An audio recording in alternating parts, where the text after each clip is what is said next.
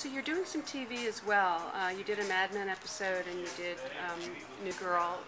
What was that like for you, and fitting into the other kind of world? It was great. I mean, the thing is, first of all, I have the directing bug. I love directing, and if I just waited to get on set and my own projects to get on set, it's just not enough. And my shoots are so short. I mean, I've made my last 3 films in less than 2 weeks, so it's just not enough time on set for me.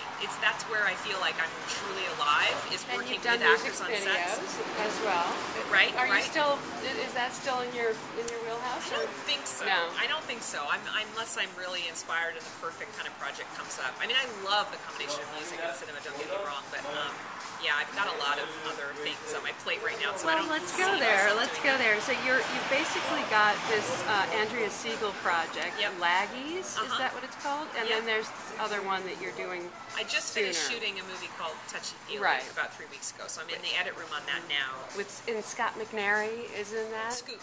Is that Scoot McNary? Scoot McNary. From Killing Them Softly, which I saw in Cannes. He's very good. It's my first. He is amazing, and he's about to come out. He's blown up. He's going to come out in the new Andrew Dominic movie and in the new Ben Affleck movie, and he was just cast in the new Gus Van Sant movie, and along with Rose DeWitt, by the way, crazily, because I cast them both, and then they got cast together, and it's crazy. Anyway, not together, but they were both in the movie. So yeah, it's got Rose, it's got Scoot, it's got Ellen Page, Josh Pais is amazing as Rose's brother and Ellen's dad, and Allison Janney and Ron Livingston. What's the one-liner on this one? I don't know if I have the one-liner yet, Anne, but it's a departure for me. It's my first ensemble movie, multiple storylines. I've made 3 movies in a row previously to that, with 3 characters in 1 location, and I really just wanted to break out of that. And someone else wrote the script as well. No, right? Touchy Feely? No, the other one. Touchy Feely is all mine. Yeah. And Laggies is Andrea Siegel. Yeah, that will be my first movie that somebody else wrote. I feel an incredible simpatico with her. I feel like she's just a great writer, and it's very emotionally grounded, very character-based. The humor comes on the flip side of the drama. It's really, I think it's a fantastic script. I can't wait to make it. So it's all going relatively smoothly here. You're getting a little bit of money extra each time. Each one is getting bought by a bigger company each time. So you're actually showing that it is possible. Yeah. How would you describe the secret of your success, and why other filmmakers should consider looking at you more carefully? I mean, because there's something working. Well, the main thing for me is that I just want to keep making movies, and not waiting around for permission to make those movies has been a very empowering aspect of my career, I have to say, because I have yet to do it. Laggies was supposed to be shooting this spring, and it got pushed to several months later, and I said, I've got to get on set this spring, and I dusted off this project that was sort of half-baked, in my back cupboard, and was able to finish it up and put it together and make it. And, it's that kind of empowerment that keeps me sane. If I was trying to put together every movie the way that a lot of filmmakers do, which is to, I'm lucky also in that what really fascinates me, and the content that I'm really interested in exploring is interpersonal dynamics, turning a microscope on relationships. And that doesn't cost millions and millions and millions of dollars to do necessarily, depending on the context of it. So certain films can't be made the way that I've been making my films. Bigger films, larger scale, period pieces, sci-fi. You can't make Avengers the way I've been making my movies.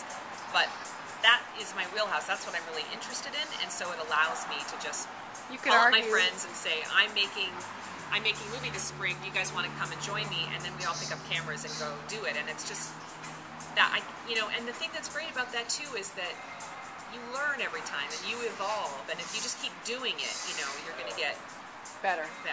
So that's if audiences keep responding to it as well. No, I have a hunch that this will be your most accessible film to date, judging from me anyway. I think that it will be.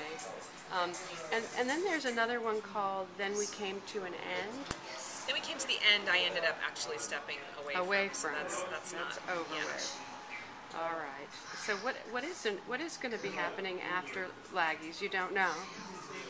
After Laggies, no. I mean, I feel like I'm kind of a one project at a time gal, and so just even having that one on the horizon is, it's exciting for me. I'm used to just getting one idea, becoming obsessed with it, seeing it through, and then at some point in the edit process, I'm thinking about another film and then trying to pull that together. So, yeah, it's that's plenty for me right now, and I'm open to. I mean, I'm reading scripts and I'm open to outside projects. Approaching you but now? And I'm totally open to that idea if it's the right fit. But when you read what they send you, are you sort of horrified by some of these scripts? Usually I'm not, because my reps are really good at they know me, and so they send me things that they think are gonna, they only send me good scripts, and so. But the thing for me is that even a good script, many good scripts are just don't necessarily call to me as something that, not only could you direct this, but you need to direct this, and the way Laggies did. I mean, that was an exception to the rule, because usually it's a nice, it's great. I don't feel a bond to it. I don't really, So did you feel an obligation to be true to the original material in that case and honor it?